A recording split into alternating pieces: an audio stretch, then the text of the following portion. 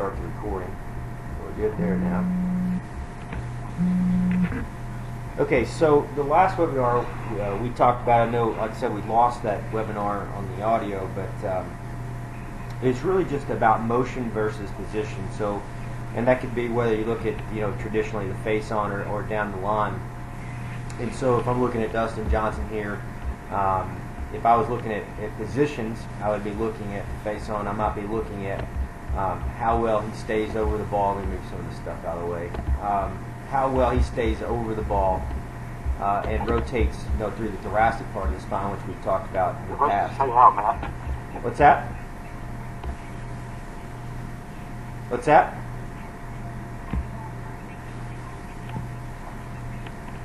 Hey, can everybody hear me? I'm going to go ahead and continue. So, as you'll see here, Dustin Johnson is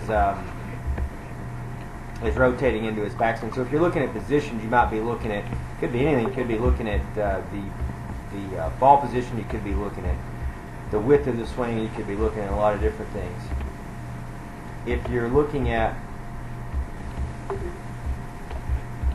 the energy part of it, which is what we talk about a lot on the online program, pretty much all of it, you're going to be looking at the float, which we're going to be talking about tonight. So it's like float is going to be the motion, the containment, the release, all those things. Those are dealing with energy. You have to put labels on them. Unfortunately, you have to put labels on them. There's enough labels in the teaching industry as it is, but you do have to create something where you use a label. Essentially it is formless and it's nameless as well. But you do need to look and kind of understand what you are trying to do, or as far as your width, as far as how you rotate around your spine and all these things. But in general, if you have really good motion will trump the positions, and that can be debatable depending on some of the positions and so forth. But if you see somebody has really good rhythm, that's a basic word for kinetic linking or kinematic sequencing and all those things. Those are just the fancy words for rhythm. Sequential movements. When you see somebody has really good rhythm, they don't have to be a good athlete. They could be whatever. Especially in golf, you see all kinds of. You see people that are have really overweight to people that are really skinny. Typically, that might not have been the best athletes in school, but rotationally they swing really well, and you see that they have rhythm. Now they might have a lot of slack in their swing. They may have no slack. That's all style based, but you can just. Rhythm is pretty easy to see, and so what's really essentially what we're trying to teach on the online program. We talk about it all the time, that timing trumps everything, but you're trying to build sequence so that your body and club, your lower body, your upper body, and your sweet spot are always in time. And then we go through the videos. If you listen to all the videos, you'll hear about positions, things that make sequential motion a little bit easier. Certainly when we create the labels, you'll see the positions and so forth. But a lot of that's going to be individual based. Some people can, if you try to go in here and if everybody on this, watching this webinar was trying to get in this body and do what he's doing right here, good luck. You'd probably be in the hospital. So you just can't. Some people can't move like. Obviously, nobody on here can move like that. So you have to look at what you're capable of, and that's what when you're dealing with energy, you're really only dealing with what you're capable of, and that's why it trumps the positions. Because when you look into whether it's our program or whoever's program or whatever it is, and you start hearing these guys talk about, you need to swing like Tiger Woods or Adam Scott, or no kidding, I agree, but you can't do it, and so you have to you have to go with what's realistic. What can you do? Because there's a lot of players out there that don't swing like Adam Scott. Jason Duffner, for example, that plays within his limitations. He's not that athletic, but he swings athletic. He swings within himself, and he found his swing, and he found a way for him to do it. But even if you dial it back to club champions and just golfers that you see in the 70s, if you see what I see on a daily basis, this is all I do.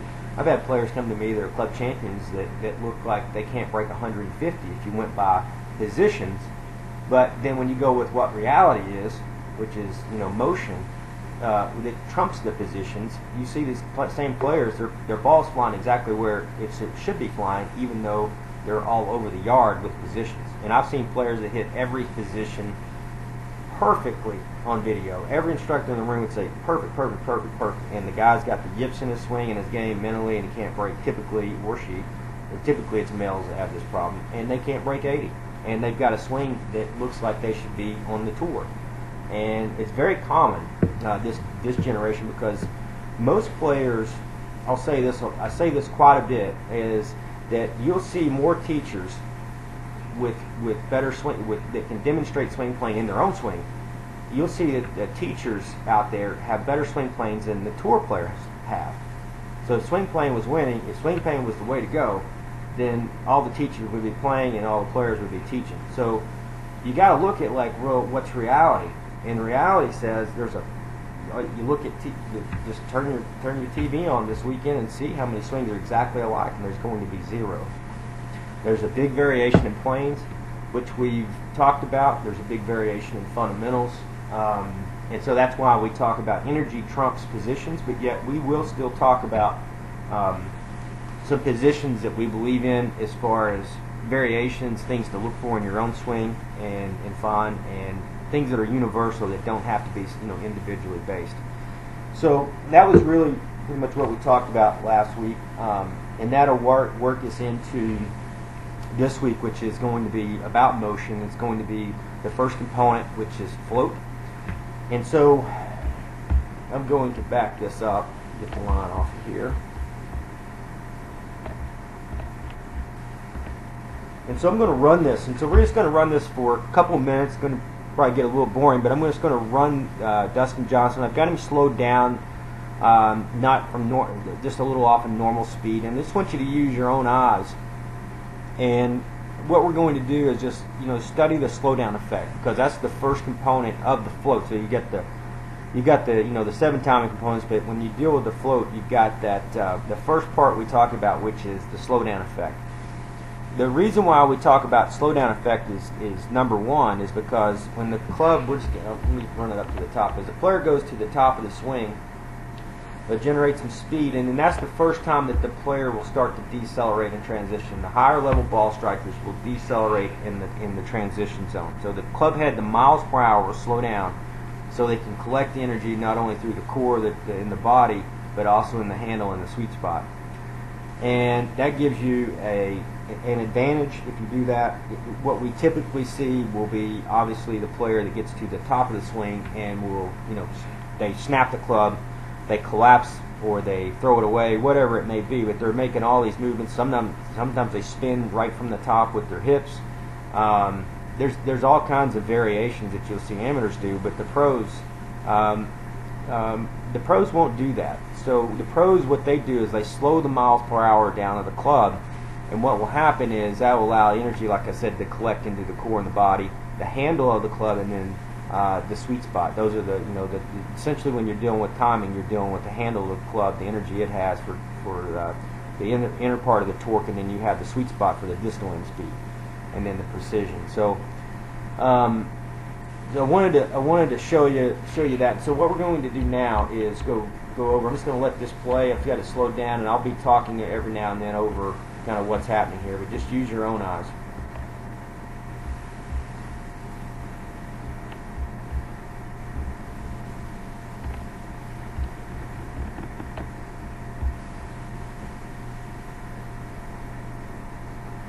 He's going back normal speed. He's gradually building momentum. He slows down,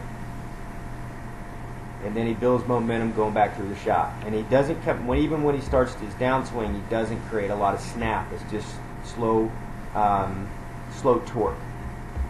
And no, there's no slide here. There's no anything. He's just sinking down in both feet. He's running into a circle, and he continues to move forward through the shot. But just look at the slowdown effect. What you don't want to get in here and start doing is looking at hand positions and this and that and all the stuff that everybody looks at. That's just getting back into the same old thing. Look at the motion. He'll slow down, and he does the circle we talk about and moves forward through the shot. He's going to slow down. When the handle's in this area, is where you'll see him slow down. So he's going to be gradually building actually more speed here, and then he starts to slow down and collect with the body, unwinds, and Moves right through all the things we talked about: containment, grip alignment point, sustain, proper sequential motion.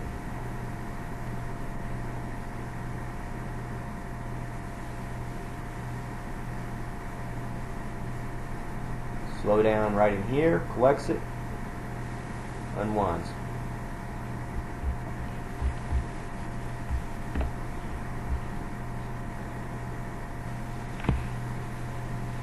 Alright, same thing. Does the top.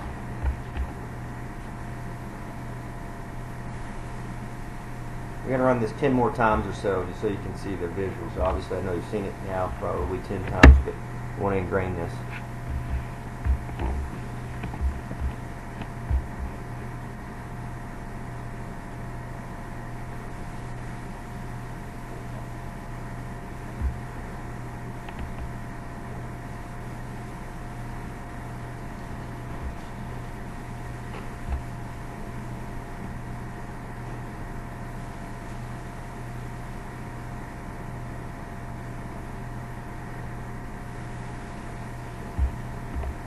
You just watch the head, you'll see how stable he's rotating around the head.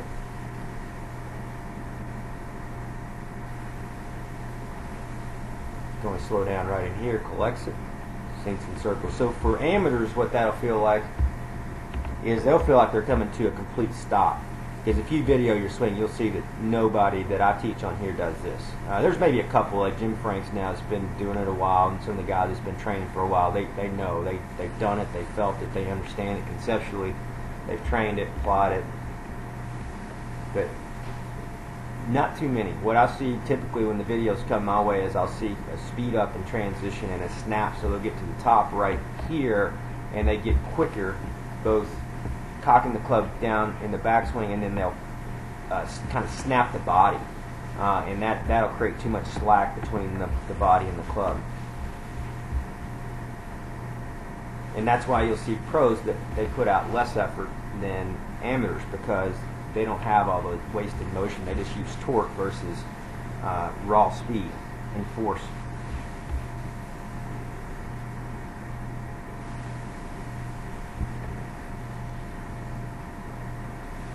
Alright, so we'll do 5 more here, and then we'll move on.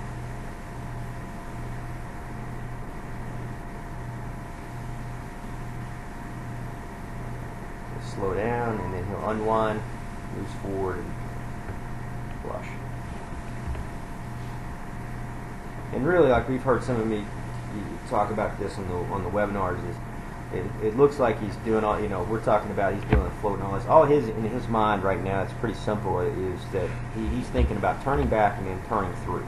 So he's not really trying to, he's not really, obviously I'm sure he doesn't even know what a float is, but he's just working on turning back and turning through. When you're in training mode, you need to, obviously train, you're going to be thinking float, which is just the first thing when you hear float is slow down. So as you just feel like you slow down, and then you stay in your backswing rotation. So what that would look like is, as we get here, I'll show you what that means positionally wise. Alright, so he gets to the top here. As he starts to, right there, he slows down. You'll see the change of direction where the speed of the shaft slows down. What'll happen is he puts pressure in both feet. Puts pressure down in both feet. He doesn't put pressure to the left, so he's not putting pressure that way.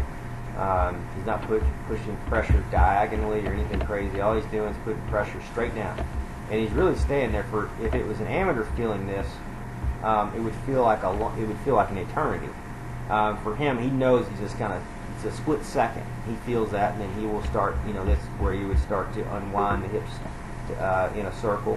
And the whole unit here would unwind in a circle from the sweet spot down, or from the feet up, however you want to say it. Everything works in a unit as a unit at this point.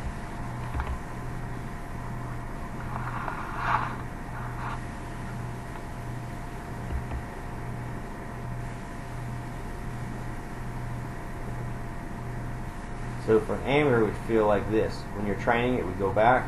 This is what it would feel like. 1, 2, 3. Circle, and then you would make your circle and finish.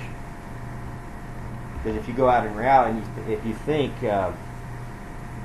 I mean, I just know this from doing live lessons. I mean, when we start to tell people about how we want them to slow down in the transition, you don't see anything. And and anybody that's ever trained with me that's on here, they can tell you that. Like, you'll see it. It's like, oh yeah, I had no idea it was that much delay. They'll feel like we make them feel like everything stops for 3 seconds, and there's typically still movement, even when we're asking them to stop for 3 seconds. So you'll feel like you're coming to a complete pause. That'll allow you to sync and then circle, and that'll help everything get more connected to the shot. Like I said, even though you see him really slowing down, if you try to feel just like you're going to slow down, it won't be enough. It'll feel like you have to stop right here and wait for a couple of seconds, and then you start to circle and unwind. And if you look at this, especially because when you talk about the float, or you talk about positions where somebody's sliding or spinning out or whatever, when you see a pro, they really don't do any of that. Some may have more rotation, some may move forward more through the shot. You don't see a lot of movement. And if you ever video yourself, which we highly recommend everybody doing in this program, when you video yourself, it's going to be humbling in a lot. When you hit a real shot, you hit a shot with a 7-iron driver, you're going to see a lot of motion you probably don't like looking at, and you need to start to kind of get rid of. And most people will start to see at impact how broken their hands are, but what they're not looking at is they have zero slowdown effect. So what happens is when they get to the top of the swing, is their body's trying to shoot back to the target, trying to open way up or do whatever, and the club's breaking down at the same time. So they have two things that are working incorrectly. The one thing you have that hits the ball, you better be aware of more than anything, is your club head. So the sweet spot needs to slow down. The shaft, the whole unit needs to slow down. The club head from the handle to the sweet spot. When you get to the transition zone, so for him would be actually right in here. That, even though it's not the end of the swing, the foot would start for him. So you'll start to see him, slowing down through here, and that's where he starts to collect it, and he can feel it in both feet, and then he can unwind and move forward. But if the same thing, if he was to, if Dustin Johnson was to snap his hips from the top, or he was to slam the club head straight down, or cast it, or whatever, we wouldn't be really talking about him right now. So it just has to be, really smooth in transition, and a lot slower than what you're. I would say, and it's always safe for me to say. It's always safe for me to say. However much you're trying to slow down in your training and transition, make it more. Make it double the amount. And if you end up with a pause, that's fine. Because you look at the great players on the tour. Jordan Spieth has a pause. Fred Couples had a pause. Kenny Perry has a pause. I mean, you look at great players. Vernon Longer has a real long delay at the top. You look at great players, Vijay Singh, when he's number in the world, played with a pause, a legit pause. Terry Middlecoff, you even go back, played with a complete pause. So if you end up with a pause, that's probably going to really help your golf game. If you end up by really slowing down in transition, well, then you just mastered the flow. So, but it's never enough. So when players come to golf school, I've got, now that we've done an online program long enough that we're having players where they'll come in and train with me at the school, and when the first thing they get here, it's every time, and I say it on the decel video. I tell everybody up front, if you think you're decelerating enough, you're not. And they get here and they can't believe how much I make them decel, not only in transition, but through impact in the training. They had no idea, and the first time they do it, their eyes open and go, wow, that is different. I get it now. What happens sometimes that makes it a little tricky is when you're on the online program. I mean, you definitely don't have eyes on you like you do at a golf school. So you really have to pay attention and dial in, and don't get caught up in the whys. I mean, I think I said this last week. I've done this for 23 years now. I've studied every single method.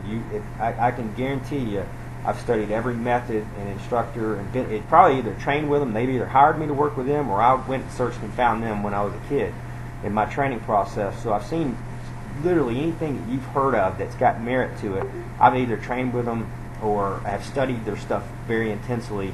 And so when somebody says, hey, well, what about this, or what about this style, what about sack and tilt, or this side, this and this, I've seen it and I heard it. I mean, it's that if you because I do get questions like asking about, well, what do I think about this and that and this and that. And it's like, it's not in the program because it's not in the program, because that has nothing to do. If it had merit in ball striking, it's in there.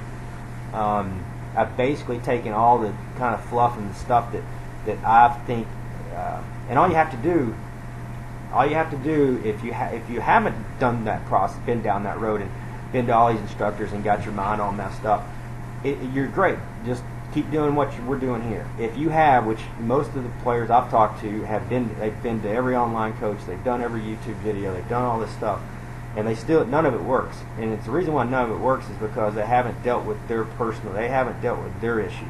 And they also, like we talked about last week, was the playing part of it. You know, overtraining and being a range rat and so forth. So the goal is not that you end up with this perfect swing. The goal is that you play and you score better. But it starts by technique-wise. It starts by slowing down in transition, and it starts by understanding the deceleration drill, by applying it. And going back to that, trying to figure out why we do something. You're not going to be, everybody on here that's listening, there's no way you're going to be able to figure out why I came up with this. I can tell you it's a lifelong, it's 20 plus years, actually longer than that, of work. But don't get caught up in trying to figure out the why of why the program is like it is. Get caught up in trying to find and dial into your own sense, awareness, and adjustability of the downswing. Try to figure out your swing and your game and what makes you tick, and forget everybody else, because that's what great players do. They don't worry about what the teachers are talking about or this. And when I say great players, I'm not even talking about the tour players. I'm talking about your local amateur. If you go down there and your local club champion, most people don't even, like, if you ask the guys that are the lab rats, they know who Butch Harmon is, the Mac O'Grady's, this and that, the Sean. If you ask most club champions around the country, they don't know who any of those guys are, because they don't care. They found their game. They don't care about all that stuff. They just know they need a good short game. They know they need to put up a number at the end of the day. And that's what I try to get the players to do. Now, technically wise, you still have to make changes. There's no doubt about that. But when the changes start by slowing down in transition so you can create feel. If you're fast in transition, you can't feel anything. If you're now, you got to realize when you're going to be faster coming through impact. We know that. But when you're doing the deceleration training through impact, the way we teach it, it's teaching you how to feel if you're flipping. If you're flipping, yeah, fix it. You've got time. If you're doing deceleration, you should have all the time you need to adjust your hands and fix it, and whether it's the plane, the path, the face rotation, whatever it may be. You should have all the time in the world.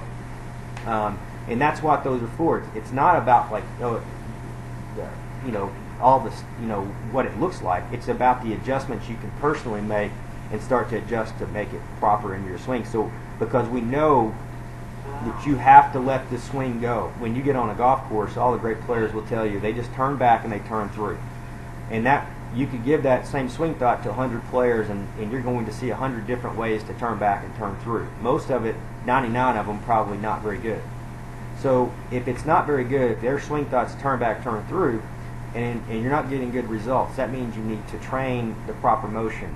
And so that's what we're doing. We're helping you train the motion, and we're doing it in an environment that is, it's all about decel. It's about slowing down in transition so you can find and find the things that you need to, so you can obviously fix it, then you can feel it, and then as you start to do it enough, you'll be able to get on the golf course and turn back and turn through, and yeah, now you're getting the same results.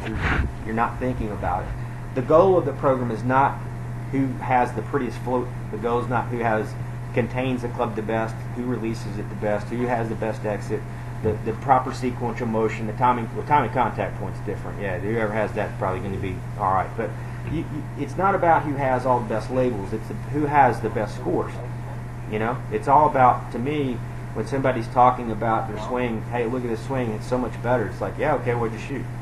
Because that's really what this is about. Yeah, we want to see the swing improving and chipping away and moving forward, but more importantly, I want to see the scores dropping. And if the scores are dropping, you're going to, if you have you know, if your scores are dropping, you should be pretty happy. If your swing's just getting better, it doesn't necessarily mean you're going to be getting happy. You still can be hitting the ball poorly and not putting it in the hole. So that's why we do. Now, like I said, that's why we're more about motion versus position. But there are, as you've heard me talk about on the videos on the site, that there's a big variation of playing that we've talked about in the past on the downswing. There's a lot of ways to attack from the neck plane all the way down to the hip plane. Which gives golfers a lot of hope, because there's 3 feet you can come into the ball from on the downswing and still be really efficient. But the energy needs to be timed up and sequenced, and that's non-negotiable.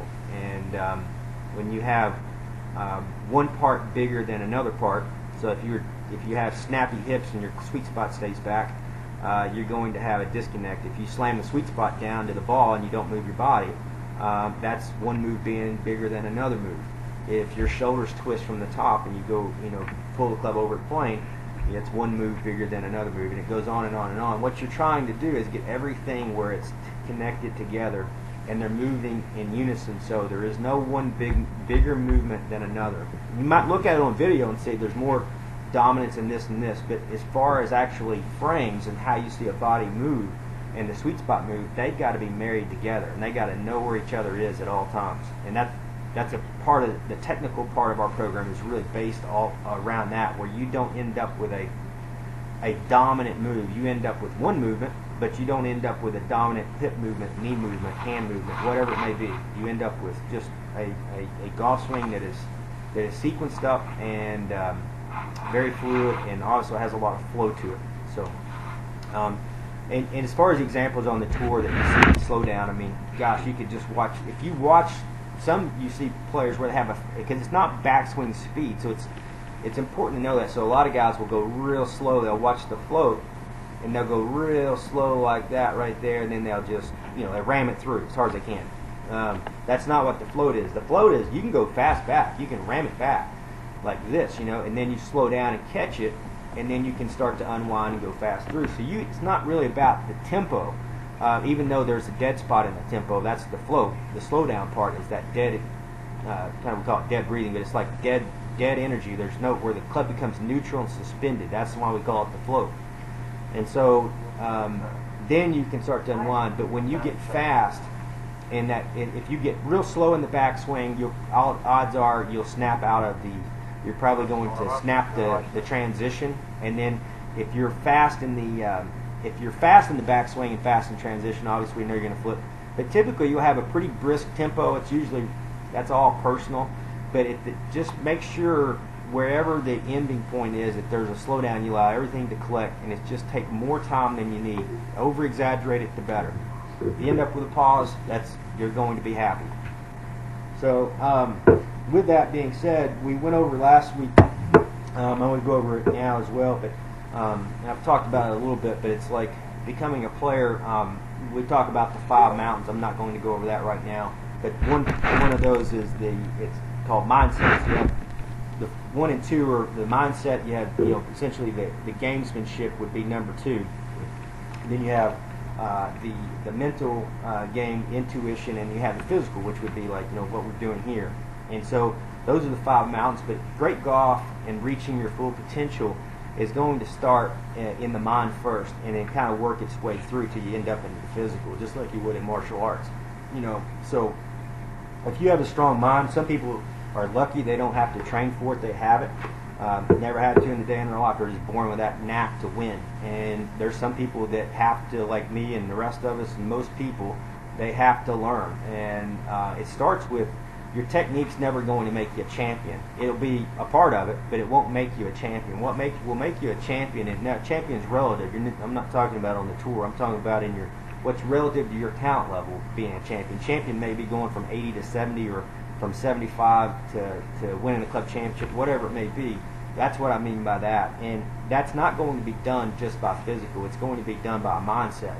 And so all the players that I've been around that have accomplished what they wanted to accomplish, amateurs or pros, they saw it happening before it ever happened. And they just have this mindset, and that's why it's the first mountain. It's number 1. it's not about how pretty their swing was. It's not about how good their technique and putting and chipping and all this. It's not about golf fitness and getting the best clubs and all this crap. It's not about that. It's about going out and putting up a number that's better than the guys you're playing against. And if you're in a tournament, better than everybody you're playing against. And it's believing that you can do it without your best stuff. So champions are going out. You don't see, like when you see a player like Adam Scott, this beautiful golf swing. He didn't always have a beautiful golf swing. You'd be dialing back down to when he was a junior. He was winning golf tournaments with his club kind of swinging everywhere. Same thing if you look at even Steve Elkington. If you look at his swing when he was in high school, lots of foot. It doesn't look anything like it looks like now. But he became a champion. He was always a champion regardless.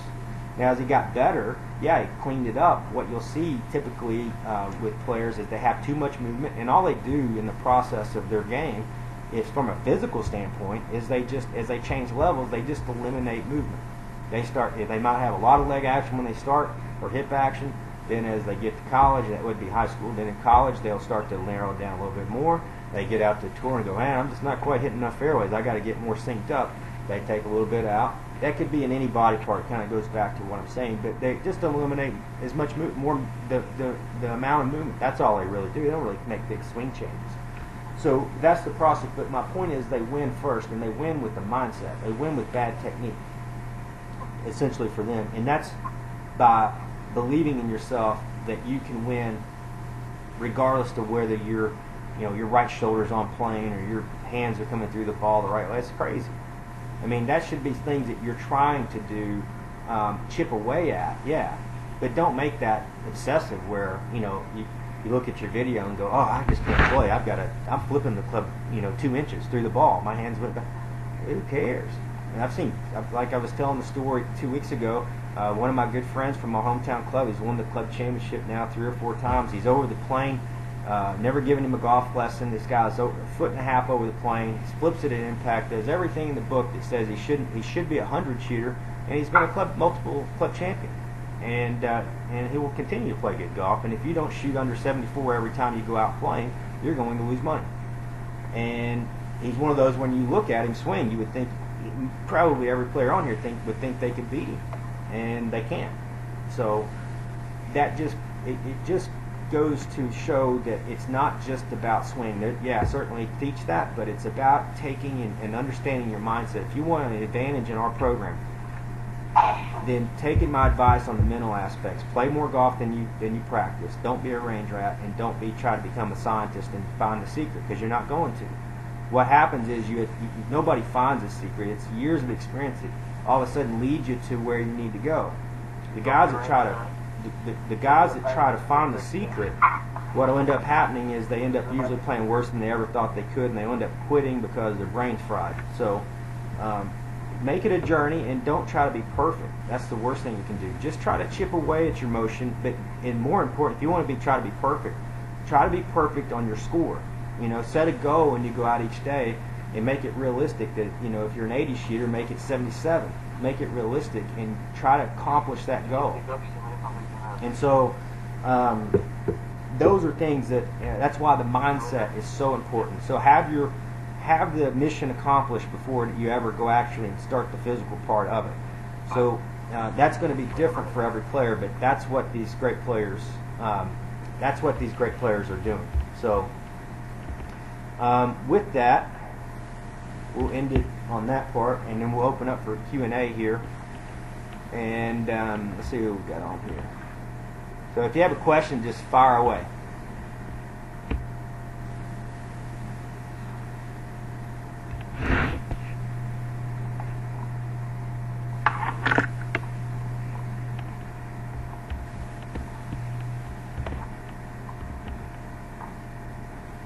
And so one of the things that I'll go over is every webinar we have, and this is all theory that I came up with, but you can take it for what it is or whatever. But we'll have each webinar the mindset, the components of the mindset, and then we'll talk about each one individually as we go through. This is the same one we talked about last week, but next week I've got the next one as we go through. There's 20 plus that we have on mindset, and these are just characteristics they are questions that I ask players of all levels, that they told me, from U.S. Open champions all the way to club champions.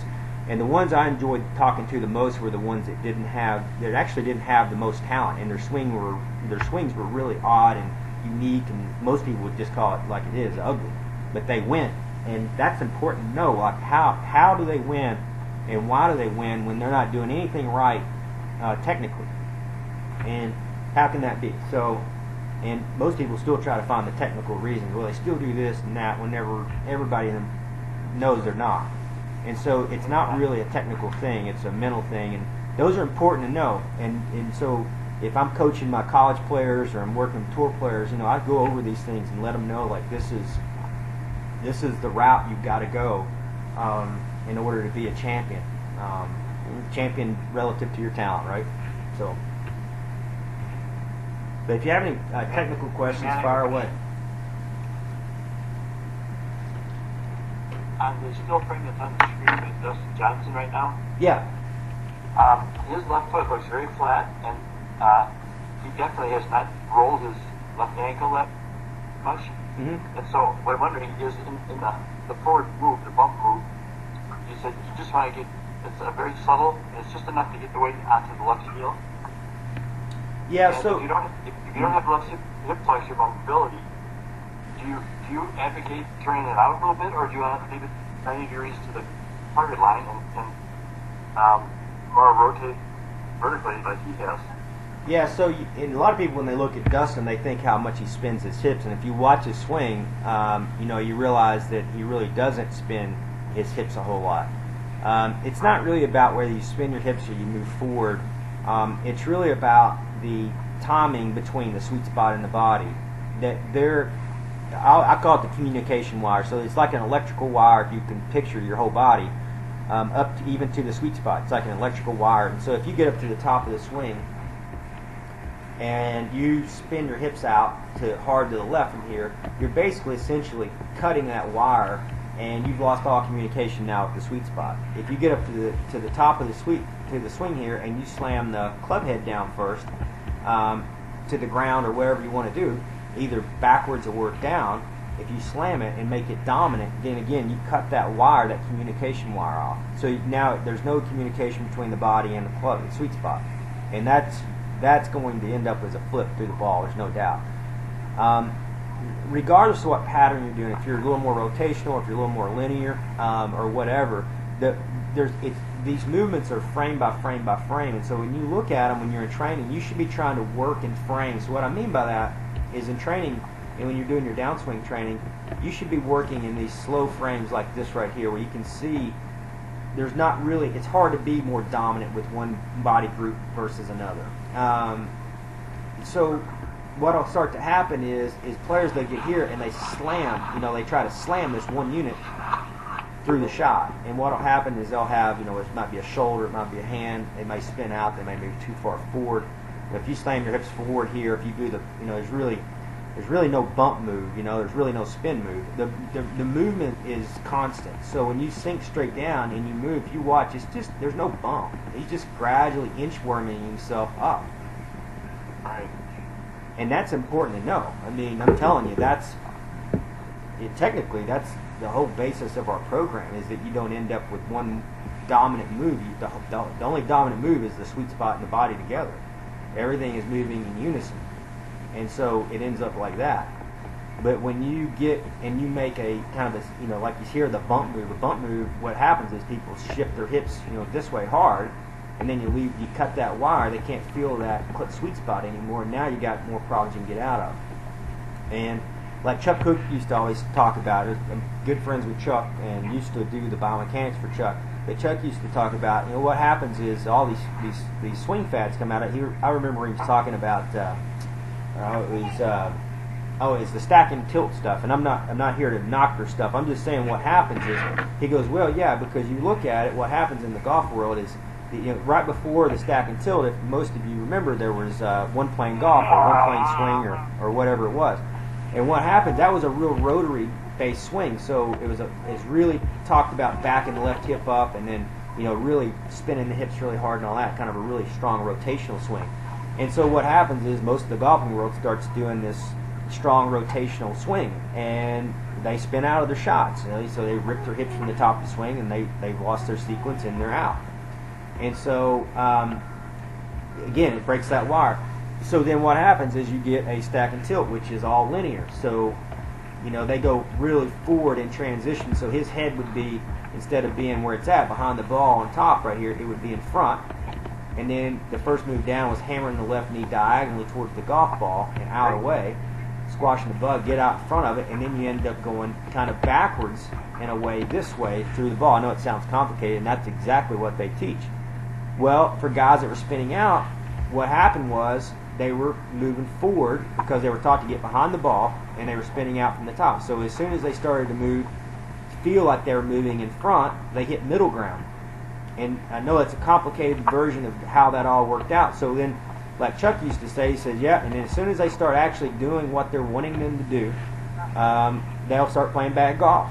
And sure enough, stack and tilt, you look at the players that were doing it, and then they all got away from it. They all left it because it worked really well for a few months, and then when they actually started doing the movements properly, exactly like they were taught, they couldn't hit the ball, and they were blowing their backs out.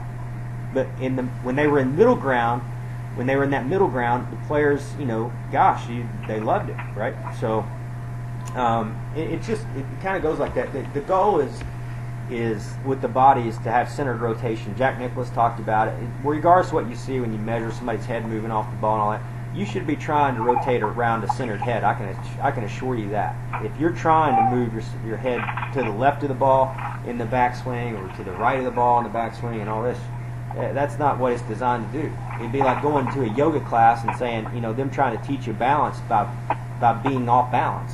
Your balance is right in the center of your body, and it won't change. Every athlete knows that.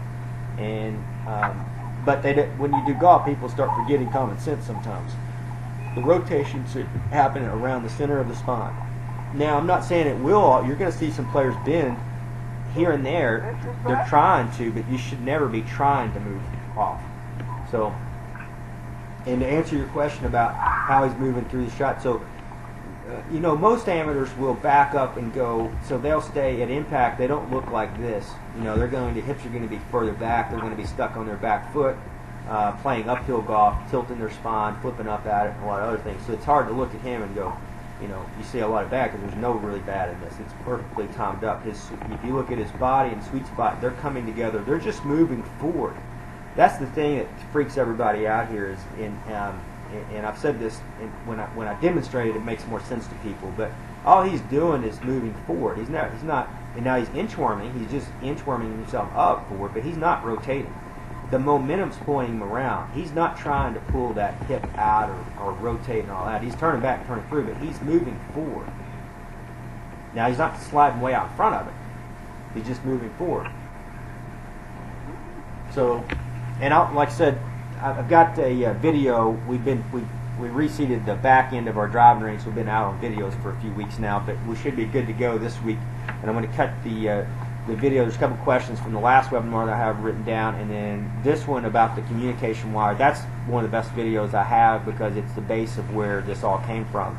And I'll send that to you because when I demonstrate it, it'll make more sense when you're using a player that's doing it right every single time. It's kind of hard to look at it and say, oh yeah, that's doing it wrong.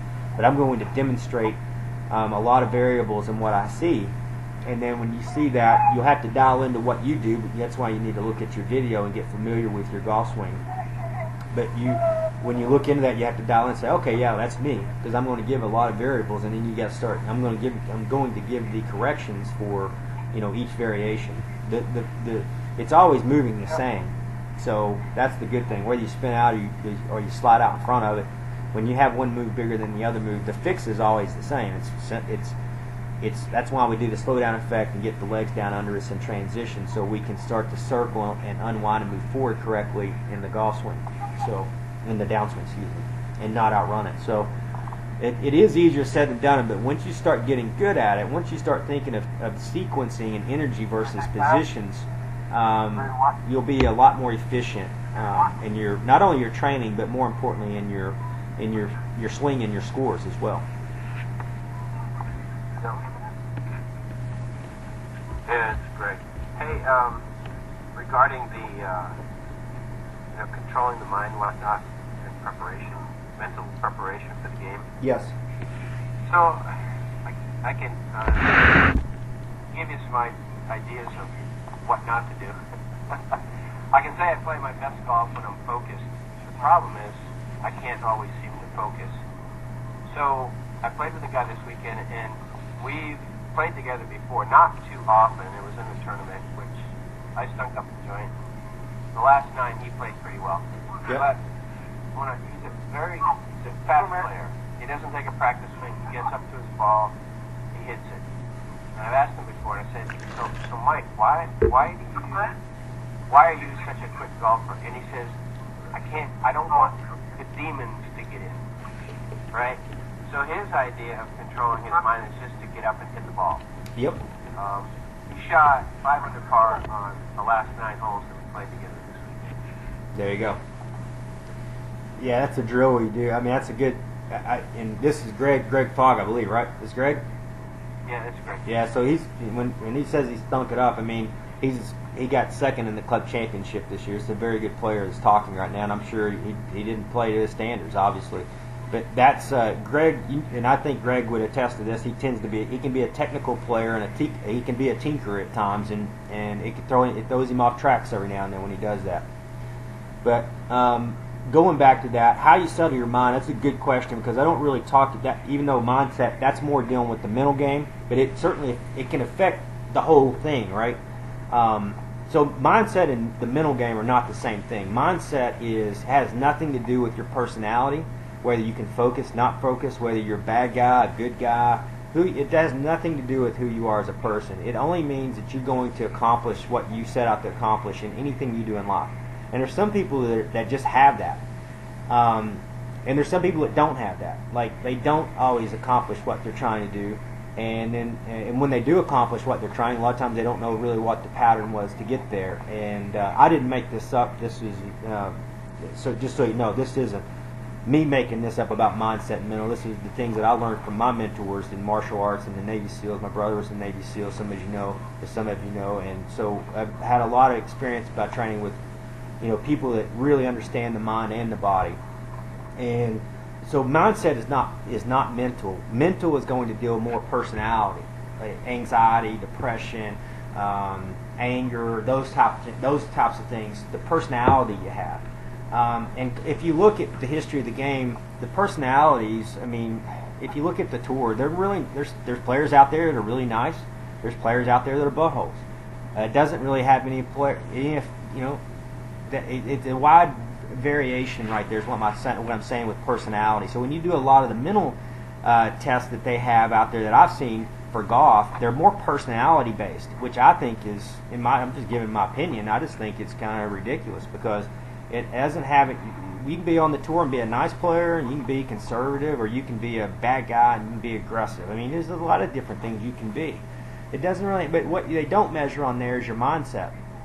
And the mindset is number one. And so mindset is a visual that has nothing to do with who you are. It's just that you see, if you see yourself as a club champion and you're a 100-shooter right now, but you truly see and believe you're going to be a club champion, and there's no time frames. Typically, guys will put a time frame down and say, okay, it's going to be 3 years, or it's going to be 2 years, whatever. But like, you may not get it in that zone. It may be later, maybe shorter. But they'll put down. They know in their mind that they see themselves being this. And technique is not part of that equation. They're just seeing themselves becoming that kind of player. And technique is a part of that. They see themselves adjusting their techniques, getting a little cleaner with this and that. But they see themselves visually accomplishing these goals. And I think that is so important. And so I don't know. That's the seeing it first. Hold on, just a second here. I'm just trying to mute some of these mics. So the mindset. That's why it's more important than the mental, because it eliminates the personality part. It deals strictly with the person's vision. And like they always say, all battles are won before they're ever fought. And so that I'm a big believer in that. And so when you're doing this stuff, in my opinion, you should be trying to visualize. And I can't tell anybody to visualize himself as a player. All I can tell you is you need to find a goal, like if it's a club championship, if it's a number, it may be like we talk about as micro goals and macro goals. So you might have these little micro goals you're trying to achieve first. If you're a 90 shooter, I would say if you've never shot in the 80s, that would be the first one, a micro goal. And then you might say, all right, macro would be, if you really want to win a club championship, or whatever it is, put it on the list, because you don't hear many guys talking about success stories that go out and say, I never really thought I was going to do it. I just never thought I was going to ever be any good. And they don't. That's not the truth. The truth is they want it so bad they just know they're going to do it. And but if you don't have that want for it, you're not going to achieve it. And I think everybody here has the want. I don't think that's the issue. You wouldn't be on here doing what we're doing. I think it's the biggest difference is the understanding. The biggest problem I see is players. All the players that come to us, they're all, we have some cool techniques and all this stuff that nobody's seen and all that. But that's just a small part of what we do. The mental game is the reason why our players succeed. The ones on the ground floor have done so well is because we keep them moving forward and keep their game mentally. We build them mentally first, and then we build the physical part on top of it. And it's a combination of things. So gamesmanship, like you've heard me talk about, it's the second mountain that I talk about. So gamesmanship is like as simple as like a money game. It can be in competitive matches. So there's a process that these players go through to become great, and most of them don't get me wrong, they don't really know what they're doing. It's not like they're talking about it like we are. It's just this is the process that they do. So if you interview these players and ask them questions, they all tell you the same things. The high handicappers, the ones that have pretty golf swings that can't break 100 or 80 or 90, they're not playing anywhere to their talent level. Every one of them has studied every book. They're hitting range balls every day. They're working out like crazy. They're doing everything. And they're working and working and working. And they're not really getting anywhere. They're going either the same or getting worse. And then you look at the players that are winning the tournaments and you ask them what they're doing. It's, I practice a lot of short game, 6 foot and I hit a lot of chip shots, pitch shots. And I play all the time. I play in the MGA, I play in the money games, I play in 3 or 4 competitions a year, not talking about tour players. But that's just a gradual thing. They're always playing and competing, and they're not on the range and they're not reading every book. They'll typically have a instructor. Some of them don't. Bubba Watts is a good example. But they'll typically have an instructor where they're working, gradually to build themselves up, so they don't get really out of kilter. They're not the top to really look at a lot of big swing changes and all this stuff. And so, they're just wanting to chip away at the motion, because it's not the player I'm talking about knows that it's not how pretty the swing is. It's not how efficient the swing looks. It's where the ball goes. They know that. And so they know it's important to not become obsessed and go down that road. They know it's important to chip away at the motion and make themselves a little bit better each day until all of a sudden they become really freaking good. It's like, Jordan Spieth's had the same golf swing since he's 16 years old. The same exact point. If you looked at it position-wise, you couldn't tell it any difference. But the difference is he's a lot better player than he was at 16 years old. And there's a lot for that. It's because, one, Tom, he didn't rush the process, and he didn't try to change his swing to look like Ben Hogan or to look like Tiger Woods. He changed his swing to look like Jordan Spieth. And so, whoever's on here, if it's a Rob Kramer or a Greg Farr or whoever is all on here, you got to make it your golf swing, and make it your game. And don't get caught up in all the stuff out there. Just, we put that information on the site as a guide and to keep players, looking forward with the techniques and moving forward. But essentially, it's just about score. That's how how we should all be judging whether you're my program's successful and you're successful in the program. It should be based on your score, not the way your swing looks. So,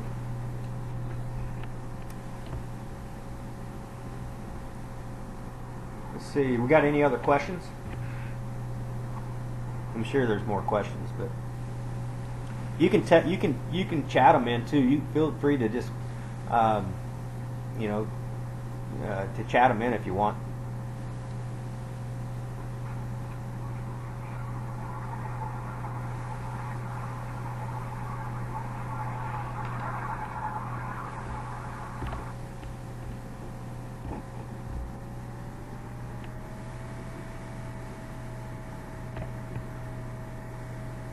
I'm not really getting too much here. So one of the questions, hold on, there's a couple of chats here. Yeah, Greg was asking about the Dustin Johnson's lower body being pretty quiet in his backswing, and a lot of that has to do with flexibility. There can be rotation in the lower body, where a lot of players, especially if you don't have a lot of flexibility, you're going to need some more from rotation in this hip to give your thoracic part of your spine a break. We talked about this. It was probably a month or two ago, but one is Dustin has probably the most thoracic mobility on the tour, and the thoracic part of the spine is right in the middle of part of your spine. But you can't be too good in the thoracic part of your spine as far as mobility. It's impossible. Doesn't mean you're going to be an awesome player. It just means that you're going to look really good swinging a golf club. Everybody that I've ever measured in thoracic mobility, the higher it was, the more silkier their swing looked. And I'm using this as generals, but so when you look at Dustin, the reason why he doesn't have to rotate his hips a whole lot here in his swing to get the club way up in the air and rotate it like that is because of thoracic mobility, where your rotation turns, it goes through the middle of the spine. And so if you have tightness in either the left side of that or the right side of that or in both, which usually most people do, you're going to start to see the hips shift a little bit, or they have to rotate a little bit more. The head may move a little bit more than what we would like it, and those are because of the limitations. But you can still play great golf. You just have to work around it and understand that that's a part of it. It's not a big deal. There's a lot of great players that don't look like this at the top of their golf swing, and they can't look like that because that's not who they are. They're not built like that. Very few. There's just not many Dustin Johnsons out there. So. And then he was asking if that's a slide coming through, and no, it's not. And I'll explain that. So, a slide or a spin out really is. I can demonstrate this once we cut the video for the questions, but it's a good question because it looks like all he's doing, like I was saying, is moving forward, but he's not outrunning it. So, outrunning it is where the hips would. I can't do it here because he's not doing it, but it's where if he shifted his hips hard this way forward and a club stayed here, it would be called outrunning it. So he would create, again, it's that communication wire. You basically cut it, and he's lost communication. He would flip it down at the bottom. But if you look at how he's moving, he's just inchworming himself forward, but he's not outrunning it. It's always moving. Even here, he's still moving forward through the shot. Whereas amateurs are working either they stop or move backwards, and most of them are moving backwards through the shot, which makes you can still play good golf doing that. You just have to overwork the hands. It's certainly more efficient if you can go like he does in transition, start your float by creating a big slowdown effect, let the club collect, you go straight down with your feet, and then just kind of gently move the whole wherever the sweet spot's moving, the body's moving if you watch. So there's not one point where when he starts to go back to the target, you're never going to see the sweet spot stop or the body stop. They're moving together at the same frame rate, and it's actually very slow. In his body, it would feel, if you hopped into his body, it would feel very slow. If you hopped into an amateur's body that doesn't that hits it half as far and half as accurate, it would feel really fast because he's using a torque-based golf swing versus a speed-based golf swing or a forced type of golf swing. And so it's not a slide because he hasn't outran it. He's just gently moving forward. If he was to snap his hips linear forward or rotationally, then yeah, that would be either if he went forward and he snapped his hips, yeah, he would be outran. He would slide. It would be a slide. If he spun out, it would be because he snaps his hips wide open from the top, and the club would be too far behind. It's the same thing. Neither one of those are any good. And so that's why it's optimal to have the sweet spot and body in communication with each other and moving slowly, because that's where you're going to get that nice hit. That's what happens a lot of times is guys is they'll look at somebody at impact and they'll look at him down the line and they'll go, oh man, look how much his hips are open at impact and this and that and his hands and this. And so what they'll do is they'll get up to the top of the swing, and everybody's done this. Hey, I'm guilty too, man. Everybody's done this. They'll snap their hips wide open from the top of the swing, and they'll get their hips wide open, and their clubs is 3 feet behind them, and they block it, hit flip hooks, and flip their hands, really break and flip. And if you've done it long enough, if you've done that long enough, then what would happen would be you can potentially blow out your lower part of your back, which I did that back. Oh gosh, I blew. Once you've done it once, it's not a good thing. But that's one of the reasons. That is not one of the reasons. That is the reason I got into biomechanics, was from a huge back injury. And it's like they say in the Dow, if you get to one extreme and it's so bad, you'll start to learn the right way. And I'm a believer in that, whether it's life or whether it's golf or whatever. If you get yourself to a point where it's just so freaking bad, you get to yourself to you go, I got to learn a better way. And and that's what happened with me. So I started studying biomechanics and really became obsessed with biomechanics and studying all sports, not just golf. And that's really where a lot of this philosophy, the baseline of it, was built from that. I already had a really good instructional background and playing background, but my baseline after that, because I was able to play, once I learned biomechanics, I was playing pain-free, and I've been pain-free ever since. And as I've got older, when I got injured, I used to be a long hitter before that. After I got injured, I was a short hitter, and I was getting where I wasn't hitting it very straight, which was not good. I couldn't play golf 2 days in a row because my back was so bad, it was so painful that I could not play.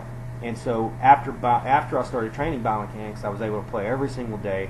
My golf game got better than it ever actually had when I was playing golf for a living, and that's when I knew that I just needed to keep doing what I'm doing, moving forward and learning and educating myself in that world, and that's what I did.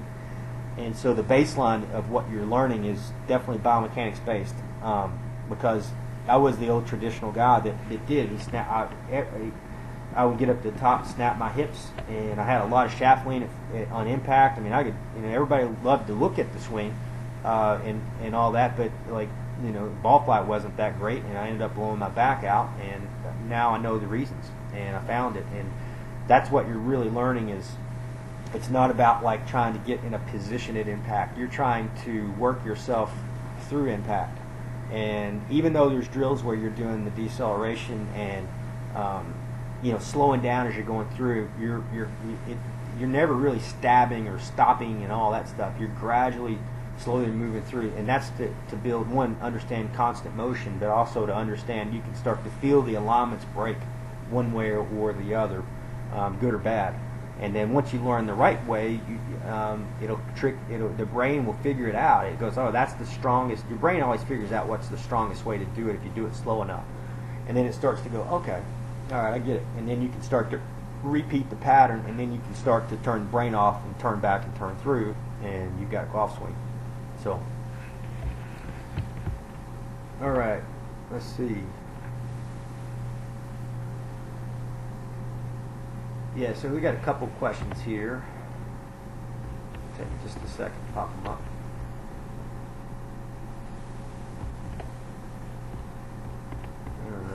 Let's start with Eric first.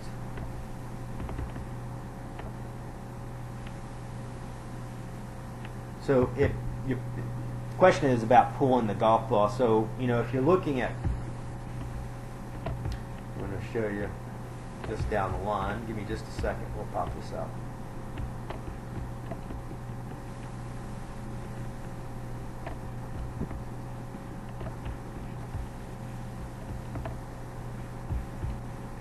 All right, so as we go to the downswing, we talk about, we talked about the, the three planes. You've got when you get to the start the downswing, you've got the first plane. We always talk about the seam of the shirt, where this shaft will match kind of like the seam of the shirt here. Halfway down, you've got the center of the spine, so the inside quadrant of the ball here. And it doesn't have to be exact like this. So, again, this is just what's most optimal. If you look at the history of the game, the best ball strikers, you will see this. And then you've got the baseline, which is right there. That's called the baseline, and that's where the head will be. If you're trying to hit a draw, it's always going to be slightly behind the hands here. And so if you're hitting a pool, what will happen typically if you're pulling the ball, if you're at the top here, the club head, what you would see is the shoulder would come out this way, which would, again, that move would be more dominant. That would push the shaft out, and then at the bottom here, it would push at the top, excuse me, it would push the sweet spot out. Because it's one move more dominant than the other moves. And so what you have to do is, if you refer, there's a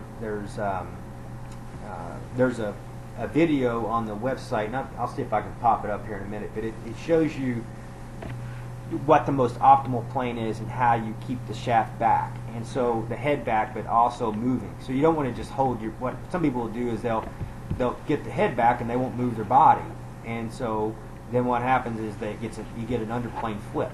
So the club comes underplane, and you toss the right hand over the left hand, and you get this kind of skinny flip hook or skinny big block. And so what you're trying to do is you got to look at this. If you're at this point and you're tugging that shoulder this way, the shaft, the hand, and everything, you're making that dominant move. You got to fight that. You got to fight it, and you got to fix it, because if you're pulling that shaft over like that, you can always you can turn it into a kind of like a little pull cut and be actually a really good player if you learn how to get the hands through the shot. But you're always going to be a pull player, right? I mean, you're going to pull the ball. Again, on the other side, if you let everything collapse this way to the right, where we call it side bending, you side bend everything off to the right, and you tilt under. It's the opposite. It's the same exact thing. You go under plane, flip it. So you have to look at where. Now let's just assume. Let's say, all right, you're good here. You're good all the way to the baseline.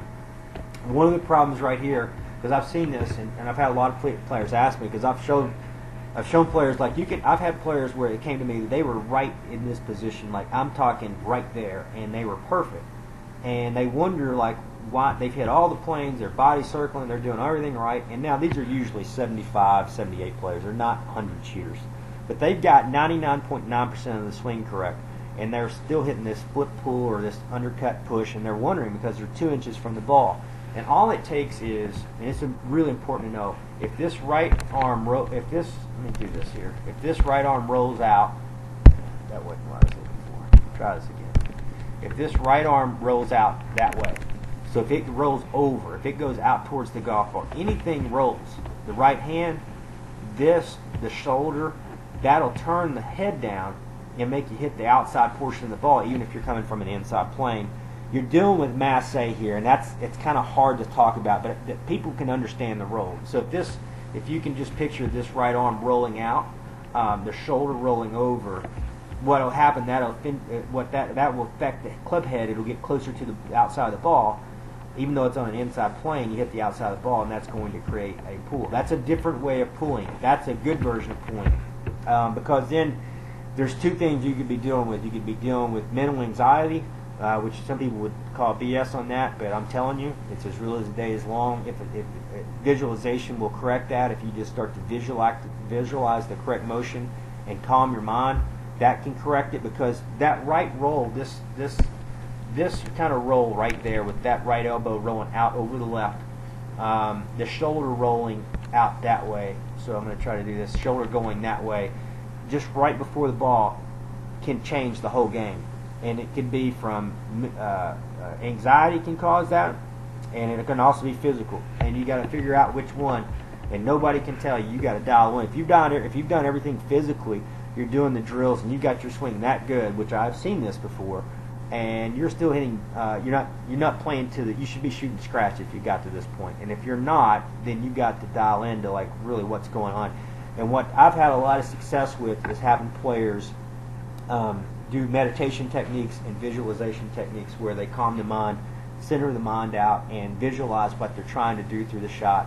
And that somehow, some way, eliminates all that flipping stuff. And it's one of the reasons why you'll see a Jason Day and Jordan Spieth do a lot of the types of meditation, and why. So you see more players in this generation doing meditation techniques than ever before because of the pressure and anxiety they're dealing with to try to compete. So, but that could be both either mental or physical. The physical part's what I told you. If you're rolling the right arm over the left arm too quickly, the right hand's turn over the left hand too quickly, or the right shoulder, we call them roll moves. If any one of those parts rolls right there, I don't care if you're 2 inches from the ball, you can still hit a bad shot. So, makes it tricky, but that's what it is. It's a roll move. That's why we don't want roll moves in the golf swing. You don't want any body part to roll. They just go forward. So, and I'll demonstrate that. It'll make more sense when I demonstrate some of that with the video that you'll see. Okay.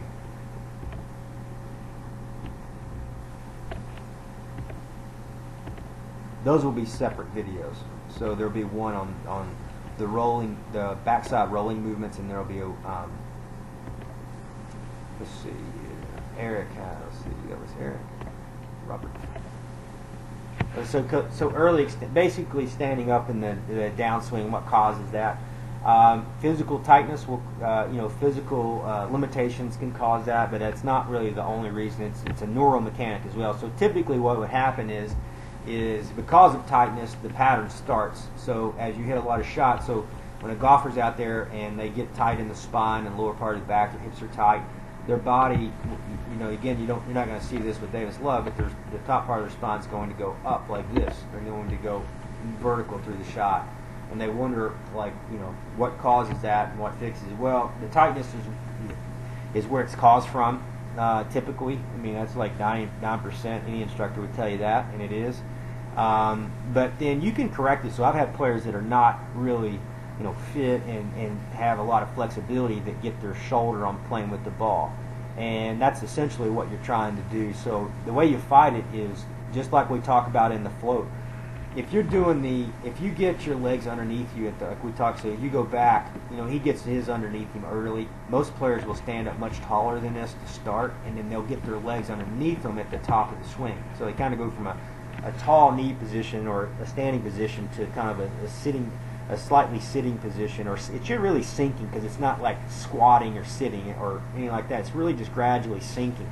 But you can see he's got his hips underneath him here. So when you have your hips underneath you like this, that means back and down. So his hips are both back, and then the pressure is straight down, like we talked about in transition. And when you have that, that will engage your buddy here called the core. And when your core is engaged, you're not going to see as much up and down and side to side, because your core is your number one, your glutes and your core, your number one stabilizer and two stabilizer muscles in your body. So you've already taken, if you've got your glutes taken care of here by going back and down with your hips, you've loaded that part. That's out of the equation. If you have stayed centered over the golf ball and hadn't drifted left or right from the face-on view, that will engage your core. You'll be centered rotation, so now your core. So you've got both components. So when you have that, it doesn't make sense to stand up. Your brain knows that. Your brain knows that. So what happens though is nobody's engaged at the top. So you'll typically see their pelvis a lot more. An amateur's pelvis is a lot more forward. Their legs are not underneath them at the top of the swing, and they typically drift left and right.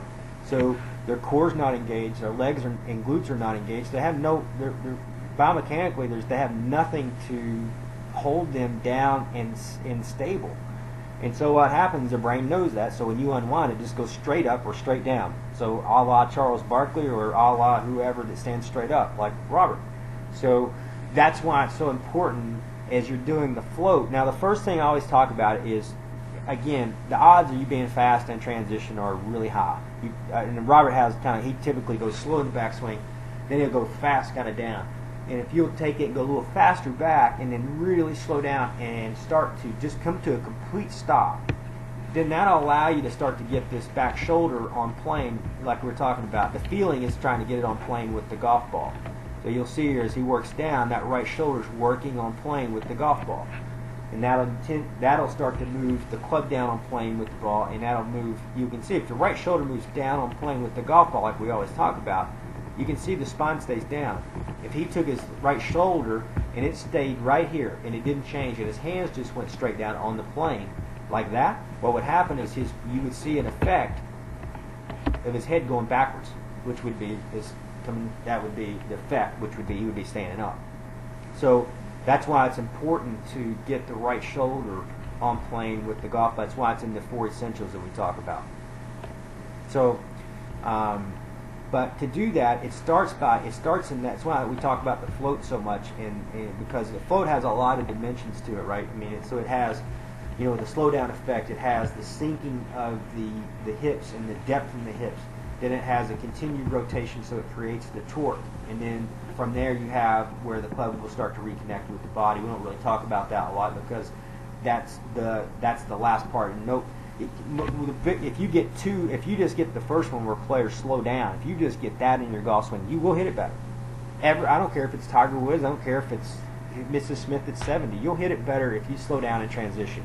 Doesn't mean you're going to hit it the best you can possibly hit it. It just means you're going to hit it a lot better than you're currently hitting, which is important. And it develops feel, sensitivity, and awareness. And that's what this whole program is about. So then, that if you get to part one, the slowdown effect, then you can start to feel, well, are my hips, you have to look at video too so you can feel it, see it, but you'll start to feel like in my hips, I have enough depth in my hips where the butt's back enough in the right hip here, and am I pushing down and sinking gradually as the club's getting longer.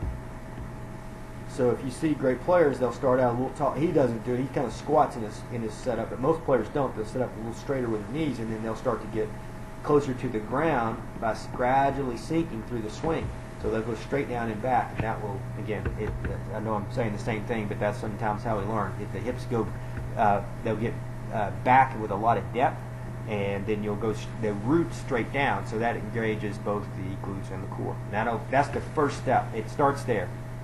If the club's fast in transition, you'll have the odds on standing up they go up. I mean, there's just no way you're going to speed the club up and not go this way.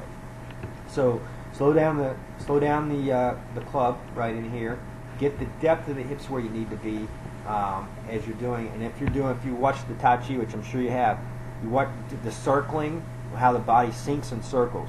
And however long you do that, however good you get at that, there's just really no way to come up because your body's trying to go towards the golf ball. So, all right.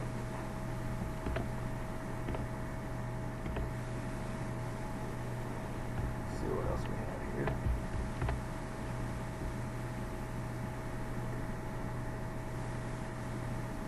Yeah. So, and this is another one. So. I was asking about where the float is, like should the hips be level or tilted, and so, well, they're not going to see really any pros where the hips are truly level. Like if you see his, he's got a tilt, but like what I'll see is guys trying to go out and create tilt. If you're doing what we're talking about, you're going to do all that stuff again, because what'll happen is then it's going to be the next question is how much tilt do we have in the shoulders? Well, you're going to have a variation of guys that have a shoulder plane of that flat or that steep to this flat or even higher. You're going to have tilt from here to there. I mean, there's so much variation, but I can tell you if you don't focus on all like the angles and the stuff you've heard the traditional golf word, the reason why I don't put all that information on the website, I'm not trying to hold it back from anybody. I just don't believe in it. I just don't believe in it, and there's a reason why I don't believe in it. I've seen it. I've seen the top level instructors and supposedly in the top 10 where their students walk out and can't break an egg, and I've seen the pros walk in with them and hit it great, but they walked in and hit it great before they were there. And so what I judge is when you take a 100 shooter and you turn into a club champion, or you turn into a 70 shooter, you got my attention. And there's very few that do that, and the reason why is because you get into all this kind of stuff. You get into like how much tilt, how much exact rotation. There's a company out there that measures. We've got the equipment to measure. I can measure exactly how much you tilt, you rotate, you do this, the spine bend, all that. It's useless. It's useless. I'm the first one to ever have it. I was the first one to ever buy the K-Vest. And a lot of instructors, the guys I've talked about, Chuck and a few other guys, sought me out because I was the only one that knew how to use it and had data on it. But I'm telling you, it's useless. It's worthless. All that stuff it's so irrelevant. And it's why it's not in our program. I could go in here in our program and make it as biomechanically as technical or swing-wise. I could make that thing so complicated that nobody could learn, and nobody would learn. And it would only make me look smart and everybody else look stupid because your games, you'd go out there and you'd hit it like crap and you go, oh man, this stuff's great. He knows exactly what he's talking about. But I don't do that for a reason. I'm not trying to look smart. I'm trying to simplify the equation. The best instructors, the best coaches I've ever been around this were simple. They knew what they were doing. They didn't have to have all the stuff. And you look at Butch Harmon right now. Butch Harmon is not going to be out of a day job, that's for sure. And he doesn't use video. He doesn't, because he knows motion's motion. There's things he's looking for that are built in, and I'm telling you that he doesn't need a video camera to see what position his player's in on the Wednesday of a major championship. If they haven't got the positions right by then, good luck. Why would you want to try it the day before? And he doesn't, because he has common sense. He's been doing it however many years, and that's why he's got so many champions. He gets them to focus on themselves and be mentally prepared for that championship. And strategy, and the strategy of the tournament is far more important to him than the preparation the day before the tournament. And he knows that he's got to talk to his players and build confidence. The encouragement, those are what's going to make them great. It's not going to be like, oh, your club's, it's really close, let's just do this and this and this, let's change this and add this and take that away. That's not how it goes down. I'm telling you. But I will say this. Martin Hall told me this one time. He said, there's when people just sit there and talk and run their mouth the whole time about anything, people will listen. They'll listen. Whether you like it or not, they'll listen. And so, and there's a lot of truth to be said, and especially in this business. So, what I've tried to do is completely opposite of that, and I'm trying to simplify and where you focus on the things that I've seen, that I've watched players go from. I'm not even talking about tour players, the U.S. Amateur champions, and all this stuff. I'm talking about players that went from hundreds into club champions, and this is the route they went.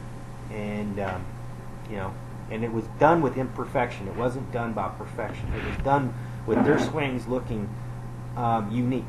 Their swings. It wasn't done by my swing and what my swing looked like. And what I mean by that is making their swing look like my swing, or what I envision as the perfect swing.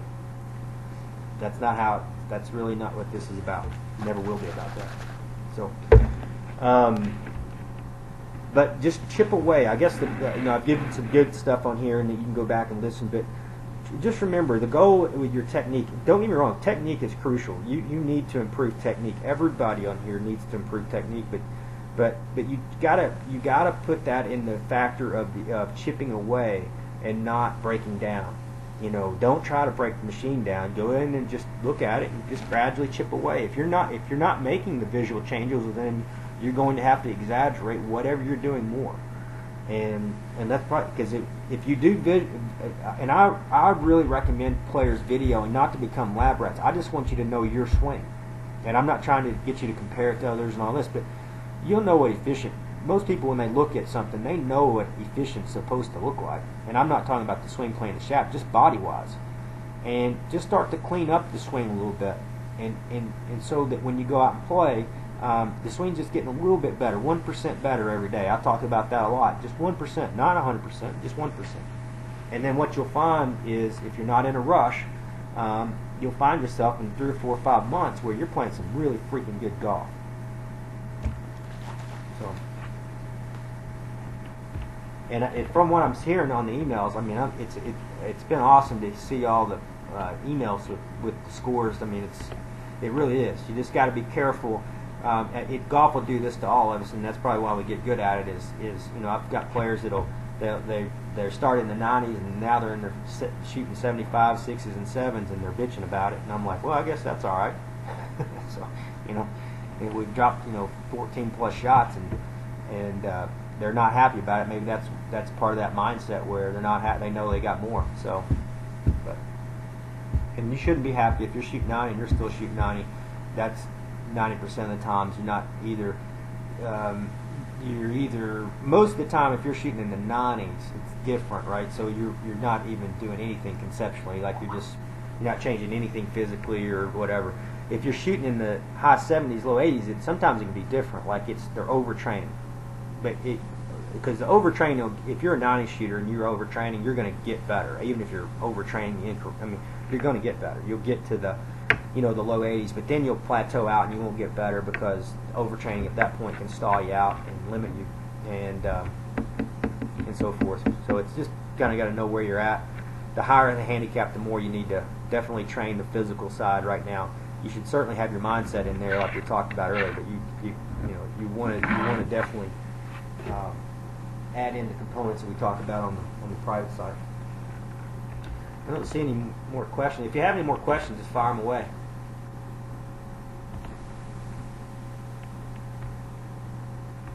And if you haven't done the live training, I know we got a lot of players on here in different programs or whatever, but if you haven't done the live training, I think the ones that are on the live training can vouch it for you. It makes a difference. It speeds up the process.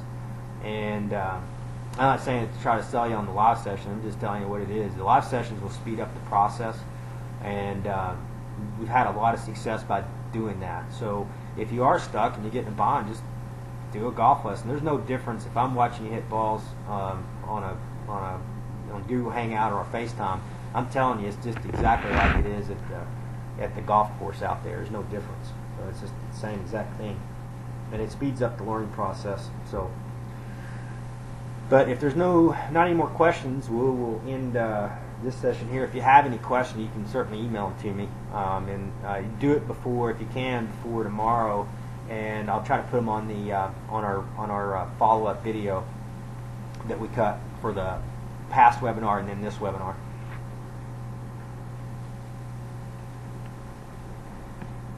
Okay, hey, thanks to everybody for tuning in. Videos located? I'm sorry, who's that? Matt Drop. Where are those videos located from the past webinars? They won't be. They get emailed to you. So just like this link will come in, you'll get an email. You'll get like last webinar, it didn't come out because they overseeded the range, and we haven't been able to cut the past webinar video.